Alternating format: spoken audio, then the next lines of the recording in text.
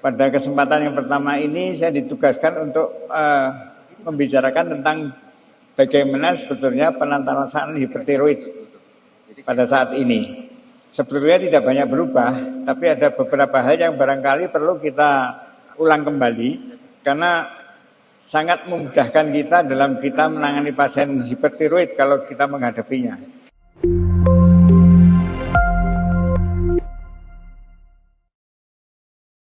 Ini sudah sangat kita kenal.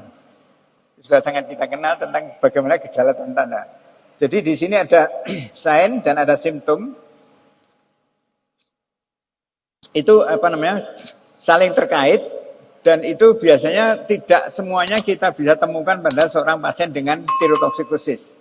Tergantung berat ringannya. Karena kalau berat kemudian makin banyak yang manifest, tetapi kalau yang ringan mungkin manifestasinya tidak terlalu berat. Kemudian guna daripada hormon tiroid di kotak sebelah kiri ini. Pertama meningkatkan metabolisme, yang kedua merangsang simpatik. Kemudian katabolisme protein dan karbohidrat juga meningkat. Jadi itu artinya bahwa kalau terjadi perubahan peningkatan hormon, maka kemudian metabolisme di dalam tubuh kita sangat meningkat, breakdown dari karbohidrat dan protein meningkat, makanya pada pasien hipertiroid yang belum diatasi atau tirotoksisis yang belum diatasi akan terjadi penurunan berat badan. Nah ini penyebab, tadi sudah saya katakan, ada yang dari atas, kalau penyebabnya itu ada di kelenjar tiroid, itu disebut sebagai primer. Apakah basedo atau tumor atau adenom dan sebagainya. Tapi kalau disebabkan oleh di hipotalamus atau resistensi hormon, maka disebut sekunder.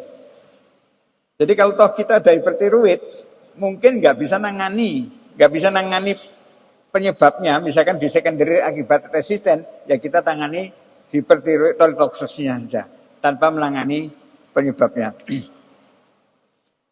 Oleh karena itu di dalam manajemennya kita berpikir dua.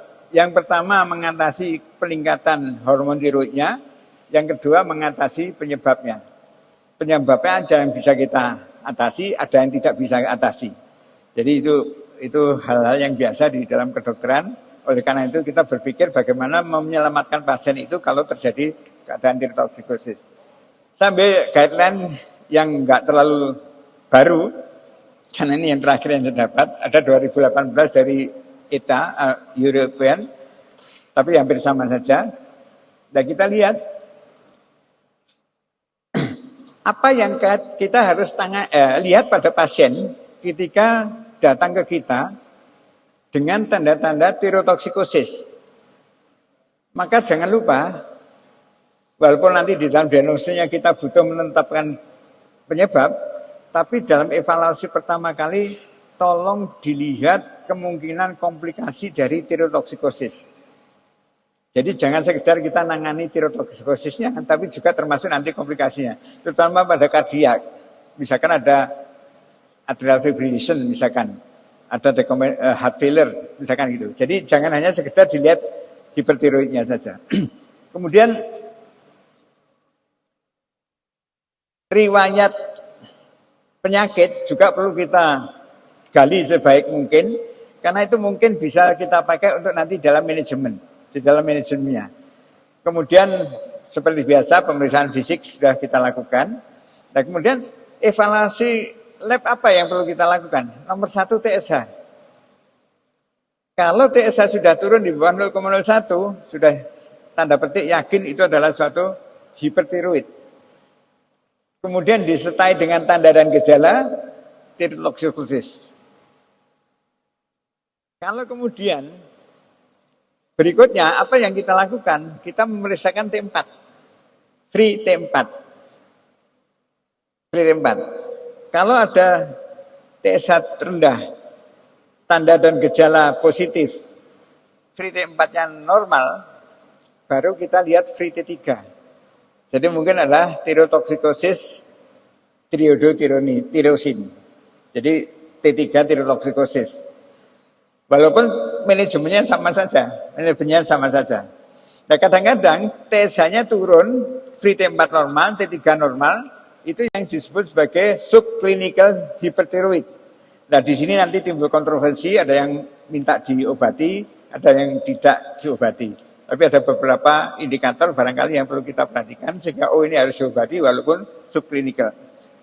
Nah ini European dari Eropa tentang algoritma bagaimana menginvestigasi suatu pasien dengan tirotoksikosis atau hipertiroid ya, belum tirotoksikosis. Maka apa saja? Pertama kita lihat di sini TSH. Kemudian normal mungkin rendah. Kalau normal euterit. Kemudian kalau rendah ya rendah. Kita lihat TSH rendah. Kemudian T4 T3-nya rendah. Sorry ini naik nih sebetulnya. Yang ini naik ya. Jadi TSH rendah, ininya naik, ininya normal, ininya rendah, maka kemudian subclinical. Tapi kalau ini agak susah. Kita lihat dulu TSH. TSH rendah, hipertiroid. TSH rendah, T3, T4 normal, subclinical. TSH rendah, T4, T3 naik, overt hipertiroid. Ya, jadi cuma itu aja. Kemudian kalau ingin melihat penyebabnya, maka kita ada beberapa pemeriksaan, ada USG, ada aptek, ada TRAB. Tes TSHRB ini, kemudian kita lihat kalau ini positif, maka kemudian arahnya kepada Graves, hipertiroid. Tapi dalam konteks tirotoksikosis ini, kadang-kadang kita sulit mengatasi masalah penyebabnya, kecuali pada nodul tiroid yang bisa kita ambil. Graves juga bisa kita ambil. Jadi rata-rata manajemennya atau terapinya sama pilihannya. Obat, bedah, atau radioiodide aptik ya. Nah,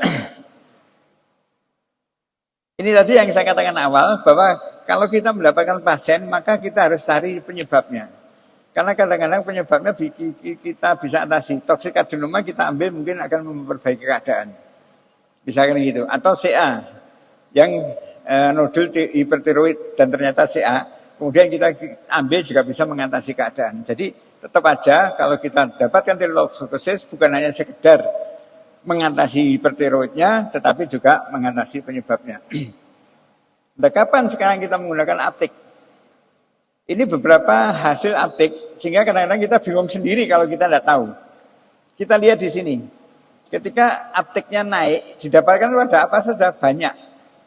Pada Graves, pada toksik adenoma, terus kemudian TMNG itu juga tropoblastik, jadi pada keadaan kehamilan tropoblast, kemudian HCG-nya naik, tiroidnya, hormon tiroidnya naik, maka kemudian kadang-kadang ini riaunya juga naik, kemudian adenoma di pituitary yang merilis TSH. Pokoknya intinya bahwa kenaikan itu kalau uptake yodium di kelenjar tiroidnya naik dan biasanya itu akibat daripada aktivitas kelenjar tiroid yang meningkat. Kemudian yang cold nodule yang uptake-nya rendah itu kita bisa dapatkan beberapa perbedaan seperti ini. Jadi kita kadang-kadang ketika mengirim radioaktif pemeriksaan itu benar-benar kita harus tahu dulu kira-kira ke arah mana. Karena DD-nya demikian banyak ini. Ya, DD-nya. Sehingga kita perlu juga mungkin USG, mungkin FFNAB dan sebagainya. Nah, ini terapinya sekarang. Intinya tetap aja obat, ablasi dengan radioiodide. Kemudian radioiodide ya. Kemudian yang ketiga operasi.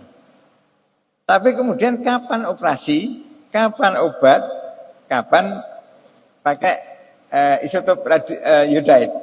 Kita lihat nanti ada skemanya. Obat-obat tetap aja sampai sekarang. PTU dan kemudian metimasol. PTU sama metimasol.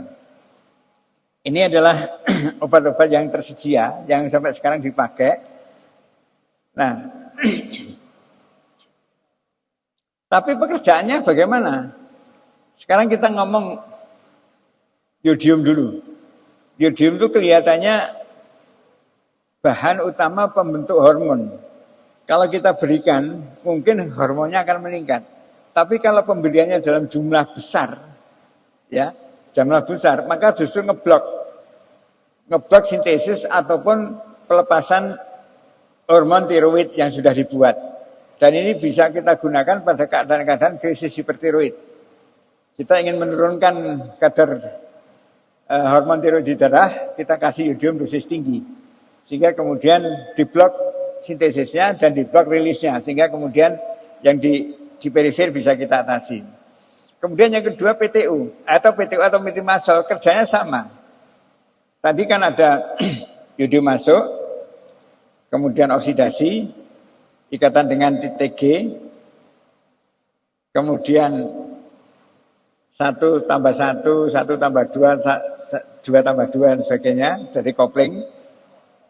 Jadi blockingnya ada di daerah-daerah tadi. Sama sebenarnya pekerjaannya. Hanya bedanya PTU dengan metimasol, PTU mungkin ada pengaruh sedikit pada perubahan di jaringan setelah dilepas dari kelenjar tiroid, perubahan dari free T4 menjadi free T3. Sehingga ketika pada krisis hipertiroid, pilihannya kalau bisa pakai PTU, kalau nggak bisa pakai metimasol, boleh dua-duanya. Tapi pilihannya karena ada kemungkinan blocking yang di perifer, maka kemudian kita pakai PTU dulu kalau ada. Nah, kemudian, ini yang saya katakan tadi, bisa di mana-mana saja. PTU itu kerjanya di peroksidase, kemudian di sini dan seterusnya. Sama, nanti metimasol juga sama. Nah, kemudian yang jelas bahwa PTU itu dia mempengaruhi perubahan hormonal di perifer. Oleh karena itu ada keuntungan tersendiri. Cuma ini perlu diperhatikan tentang tabel ini walaupun sederhana. Kita lihat ini di metimasol dan PTU. Ya. Misalkan metimasol itu tirak ataupun eutirok ya. Metimasol itu tirosol, atau preparat yang lain. Maka kita lihat di metimasol ini half-life-nya pendek. Panjang 6-8 jam, sedangkan PTU lebih pendek. Oleh karena itu tadi saya katakan, kalau krisis pilihannya pertama adalah PTU. Kemudian kita lihat ini cross placentanya metimasol lebih tinggi, PTU lebih rendah. Oleh karena itu pada trimester pertama kehamilan pilihannya adalah PTU. Pilihannya PTU karena tidak lebih sedikit melewati plasenta, kemudian lebih aman untuk janinnya. Kemudian cuman ini kita lihat masa kerjanya mendapatkan hasil metimasol lebih cepat dibanding PTU.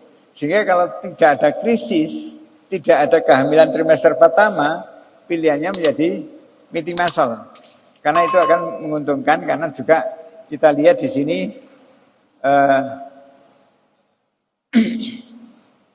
anunya juga lebih panjang kerjanya sehingga kemudian dia bisa diberikan 1 kali. Ini yang sering barangkali agak ya. Kalau kita memberikan metimasol, misalkan kita memberikan 30 mili, maka jangan diberikan 3 kali 10. Sekaligus 1 kali minum. Kalau PTU memang butuh 3 kali karena half-life-nya pendek. Ya, half-life pendek. Beta blocker kapan diberikan? Bisa. Ini juga membantu memperbaiki efek simpatiknya sehingga pasien segera menjadi lebih nyaman. Dan sedikit dia akan mempengaruhi perubahan sintesis hormon juga sehingga bisa kita gunakan. Kemudian beta blocker apa yang kita gunakan? Tergantung. Kalau misalkan dalam bentuk injeksi, maka pilihannya atenolol dan metoprolol. Tapi yang lain, propranolol ataupun yang lain bisa kita gunakan. Ya, beta blocker yang kita sering gunakan adalah propranolol ya. Nah ini kalau manajemennya gimana? Pada tirotoksikosis. Kita lihat untreated tirotoksikosis dalam hal ini Graves' disease. Pilihannya pertama obat ya. Kemudian kalau gagal baru ke arah radioaktif iodide atau bedah. Dan kalau persisten maka kembali. Jadi tetap aja pilihannya sama sebetulnya. Pilihannya sama. Cuman kalau kita menggunakan bedah atau iodide, maka targetnya adalah memang menjadi hipo. Jadi kita ambil, kemudian kita suplementasi hormon dari luar supaya kemudian menjadi normal.